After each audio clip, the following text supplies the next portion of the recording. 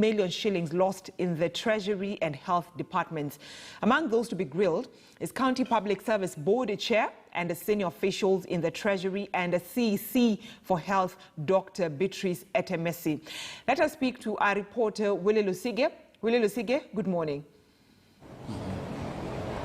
Good morning, Brenda. Actually, as you have said, 17 county government officials of Kakamega are supposed to present themselves before the DCI office here in Kakamega. And because the number is huge, then they expected half of them should present themselves today, the other batch on Wednesday, and the last one will do so on Friday to answer and give more details on the disappearance of 20 million shillings from the county government of Kakamega. And this amount of money is yet to be understood well, maybe what was the purpose of the money, but so far from the letter that was sent to all these 17 from the DCI clearly indicates that they most probably they will be arraigned in court to answer more than 7 charges, but before that they have to question them. And some of the charges that they want to take these individuals to court is misappropriation of public funds, and apart from that also spending public money otherwise than authorized by the Constitution, and the third charge is assisting or facilitating a public officer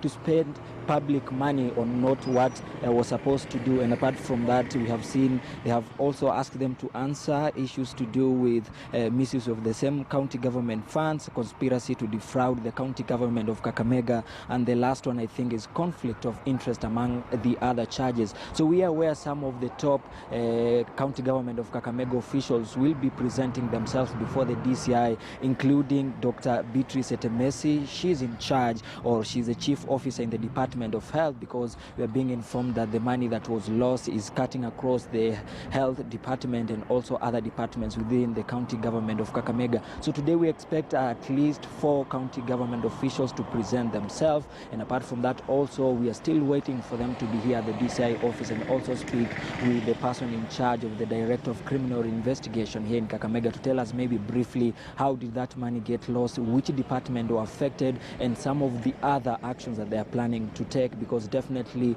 it means the money was lost, so they want to find out how it was lost, who was involved, and then from that they can be able to find out the way that they can prosecute those individuals behind the disappearance of that 20 million shillings. But as per now, as we speak, they remain to be innocent until charged in a court of law.